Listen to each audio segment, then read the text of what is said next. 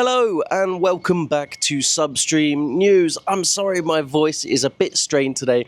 I've got a cold. But I'm pretty hot on a new technology in town. It's a new AI text-to-video tool that's been making headlines, and it's from Adobe, one of the world's most professional software development companies, so it's quite exciting. I'm going to overlay some promotional video now so that you can see their new tool. It's called Adobe Firefly in action. So of course you give it prompts and it makes the videos, and of course just as I start recording the garbage truck arrives. I'm going to continue anyway. So yes, OpenAI, Runway, Meta, Google, they're all working on text-to-video tools. But I really like Adobe Firefly's one because they've taken a different approach. They've taken the ultra-compliant, fully licensed, fully legitimate approach. So basically, for a video to enter Adobe's library, it has to have all of the rights, right? So the actual phrase they've used is the first publicly available video model designed to be commercially safe. Yes, it sidesteps all ethical and copyright issues, and that is quite interesting because there's such a hoo-ha about stealing other people's content for ChatGPT and text-to-video models. So very impressive, and the company unfortunately hasn't yet released a public release date, but it is under beta trial for, I guess, some of their advanced or most popular users, or users that they like the most. Anyway, keep an eye out for Adobe Firefly. Let's move on to our next story. Now, just a few videos ago, link in the corner, we were talking about Tesla's humanoid robots, right? The Optimus models. And I think they're incredible. They're going to be hella expensive, that's for sure. But they were demoed recently at an event. It was called We Robot, which doesn't really help Elon Musk because the creator of iRobot recently complained and asked if he had a copyright claim against Elon Musk for copying all of his ideas from the movie with Will Smith called iRobot. Anyway, this event received a lot of mockery online when it turned out that the Optimus Prime, or the Optimus models were not actually autonomous, and they were being guided around and spoken through, I suppose is the right way to say it, by real people who are kind of in a AR, VR call center kind of thing. So during the event, the robots, the Optimus robots, moved around, they mixed with guests, they chit-chat, they served drinks and food, and they even danced, and it was quite a spectacle, and a lot of the investors and people there were really interested in that. But you know, it did turn out that, yes, there were people doing the talking, and that's why the accents weren't consistent, while they were male voices, female voices, and why all the gestures weren't synchronized, and that kind of thing. So, yeah, it could have backfired, right? So, of course, these Optimus robots, they're not ready for public release yet. So, of course, they're still experimental, and you know, Tesla wants to show the concept, and if that's their way of doing it, I don't really have a problem with that. Now, shh, dogs fighting. Another day in paradise. Oh.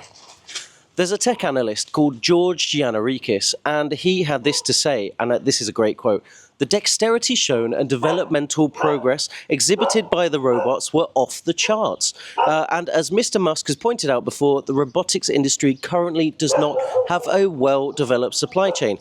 That means that Tesla, with its internal manufacturing acumen, battery expertise, proficiency in motor design, electronics know-how, and mechanical engineering resources, has the potential to create a vertically integrated robots behemoth over the long term." So his first words were, "So what?" And I agree with that. Big up Tesla, keep doing your thing. I actually think this is a really cool innovation. Despite what you think about Elon, I know he's a divisive figure, Tesla is innovating, and innovation is good. Now, I like innovation, and you hopefully do too. That's why you're here at Substream News. We love to share what the future may look like.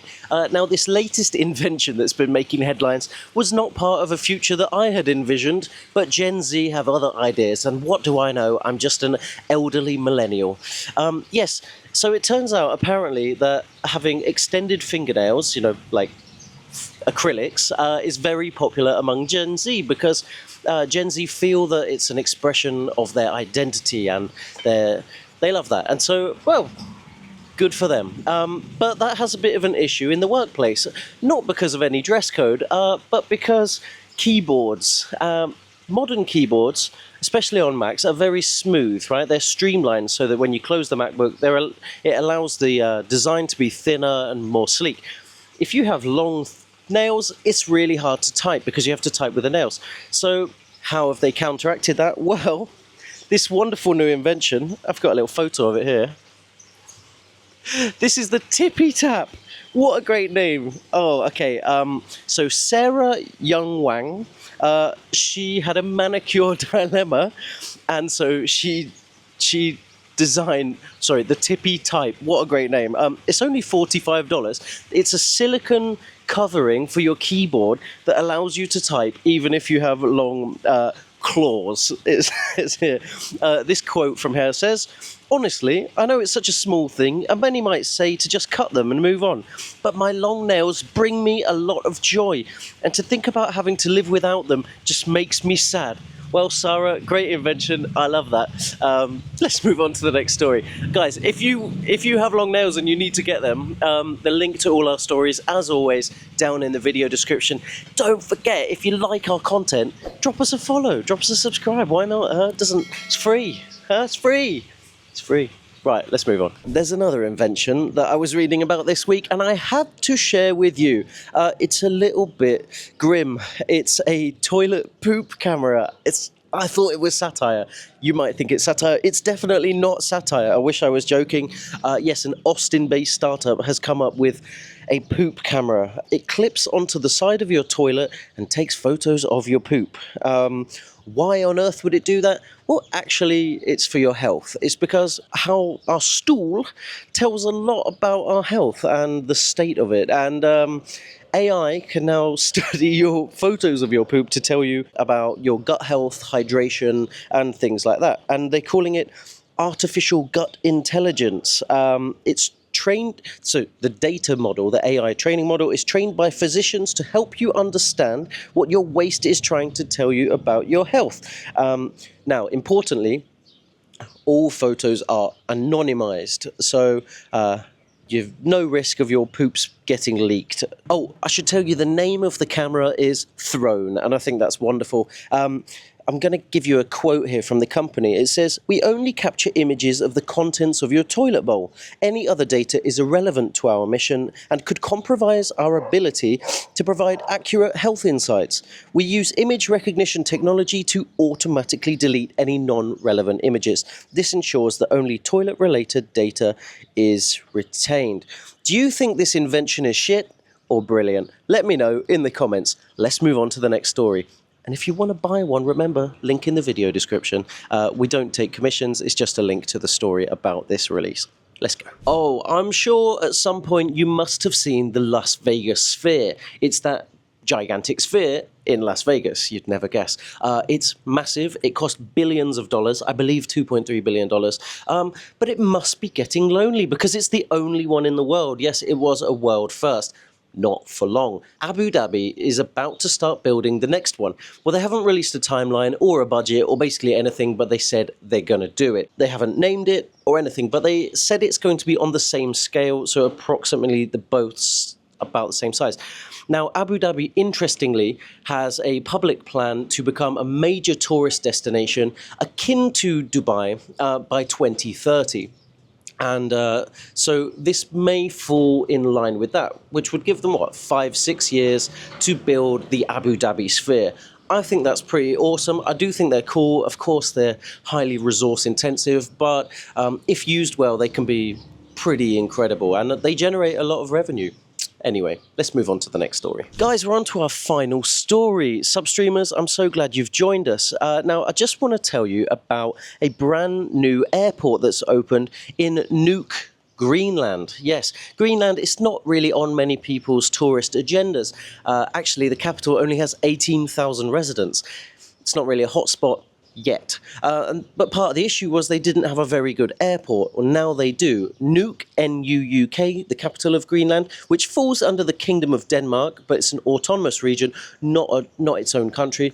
It wants tourism, and so that's part of the reason they've built this airport. And it looks pretty cool. So, you know, they've got glaciers and hiking and all sorts of cool stuff to do, and it's probably really cold, so if you like winter retreats, that's probably great. Would you consider Greenland for your next holiday? I actually would. I'd love to go there. If you like Viking history, I know there's a lot of Viking history there too. So, guys, that's it for this week. I'm Joseph, your presenter. You guys have been amazing recently. Videos have been doing really well. I just want to say thank you for continually showing up and for growing our subscriber count. If you're watching this and you're not yet subscribed and you like the content, you know what to do. Drop a follow. I'm going to go have a coffee, I'm going to have a coffee in the cafe and a bacon twist, which looks incredible. And yeah, have a great day. Thank you for watching. Bye-bye.